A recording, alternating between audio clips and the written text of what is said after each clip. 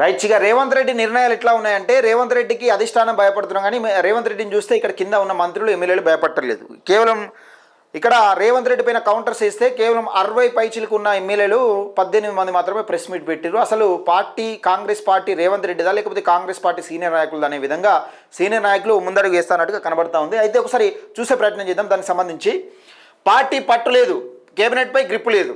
ముఖ్యమంత్రి అంటే దానికి ఒక లెక్క ఉంటుంది. పార్టీ ఏదైనా తప్పకుండా సీఎం పదవిలో ఉన్న వారికి అటు కేబినెట్ ఇటు పార్టీ పైన మంచి పట్టే ఉంటుంది. ఇందుకు కాంగ్రెస్ అతీతమేం కాదు.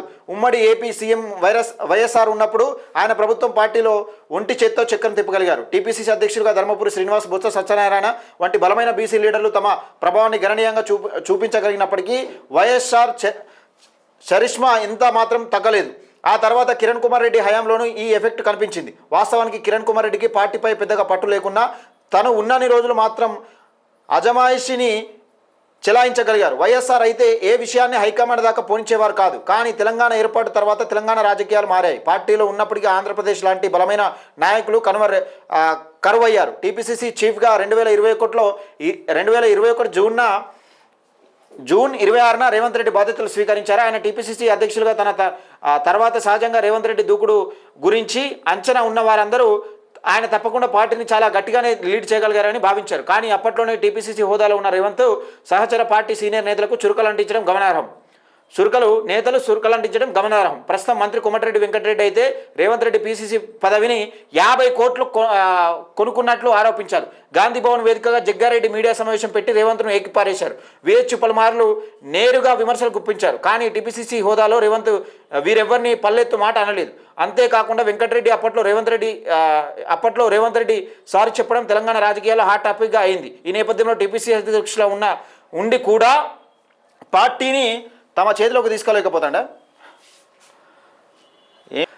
రైట్, ఎందుకు కంట్రోల్ చేయలేకపోయారనేది విమర్శలను రేవంత్ ఎదుర్కోవాల్సి వచ్చింది. పైగా కాంగ్రెస్లోని ఇలాంటి పరిస్థితులు ఏర్పడడానికి రేవంత్ అసమర్థత నాయకత్వమే కారణమని విమర్శలు వచ్చినాయి. ఇక బీఆర్ఎస్ తప్పిదాలు, కాంగ్రెస్ అదృష్టం వల్ల తెలంగాణలో కాంగ్రెస్ మెజార్టీ ఎమ్మెల్యే సీట్లు వచ్చినాయి. 2023 డిసెంబర్ 7న రేవంత్ రెడ్డి ముఖ్యమంత్రిగా బాధ్యతలు స్వీకరించారు. సీఎం అయిన తర్వాత ఆయన అటు ప్రభుత్వం ఇటు పార్టీపై పట్టు సాధించవచ్చని ఆ పార్టీ నేతలు అనుకున్నారు. రేవంత్ సీఎం అయిన 2 ఏళ్లు పూర్తి కావస్తున్నా ఇప్పటి వరకు ఆయన ప్రభుత్వం పార్టీపై గ్రిప్ రాకపోవడం గమనార్హం. ముఖ్యమంత్రి హోదాలో ఉన్న ఆయన్ను కొందరు ఆమాత్యులే అస్సలు పట్టించుకోవడం లేదు. ముఖ్యంగా రెవెన్యూ, మున్సిపల్, ఆర్థిక శాఖల విషయంలో ఆయన పాచికాలు పారే పరిస్థితి లేదు. రెవెన్యూ మినిస్టర్ పొంగులేటి, మరో మంత్రి వెంకటరెడ్డి బట్టి వంటి వారు సీఎంతో పెద్దగా సంబంధాలు నేర్పకుండానే తమ పనులు ఖాళీ చేయడం రేవంత్ నాయకత్వం డొల్లతనమని బయటపడుతుండడం విశేషం. మంత్రులే ఎట్లా పట్టించుకుంటారు ఈయననేమో మొన్న వచ్చే వాళ్ళేమో కాంగ్రెస్లో ఎప్పటి నుంచి ఉన్నారు నాయకులే. అసలు ముఖ్యమంత్రి కావాల్సి ఉంటే మేం కావాల్సి ఉండే, మరి మధ్యలో వచ్చినోడే ముఖ్యమంత్రి అయిపోయాడు, ఈయనను మనం పర్మిషన్ తీసుకోవాలని అట్లా చూసుకుంటున్నాను.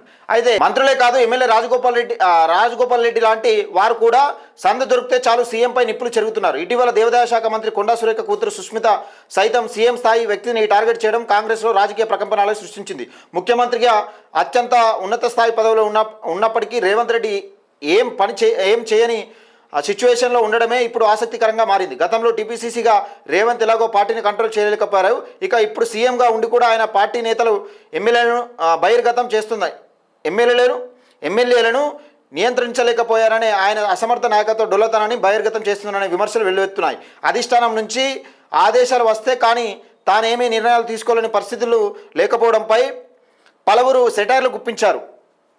ప్రస్తుత రాజకీయ పరిస్థితుల్లో ఏం చేయాలో తెలియక కాంగ్రెస్పై పట్టు ఎలా సాధించాలో అర్థం కాక రేవంత్ రెడ్డి దిక్కుదోచిన స్థితిలో కొట్టుమిట్లాడుతున్నట్టు తెలుస్తుంది. అంటే ఒక ముఖ్యమంత్రిగా ఉండి ఒక రేవంత్ రెడ్డిపై, అంటే తెలంగాణ రాష్ట్ర ముఖ్యమంత్రి పైన ఇష్టానుసారంగా కొన్ని అనుచిత వ్యాఖ్యలు చేస్తే కూడా ఎవరు కూడా ఇష్టానుసారంగా కౌంటర్లు వేస్తూ ఉన్నారు.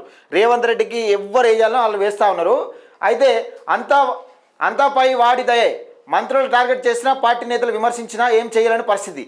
ఏ నిర్ణయమైనా అస్థిరాంతి నుంచే రావాలి, హైకమాండ్ చెప్పాలి, పదవి పవర్ఫులే నిర్ణయాలే వీక్. దిక్కుదోచని స్థితిలో సీఎం రేవంత్ రెడ్డి అనే ఒక వార్తనైతే చూస్తా ఉన్నాం. దిక్కుదోచని స్థితిలో సీఎం రేవంత్ రెడ్డి ఉన్నాడట.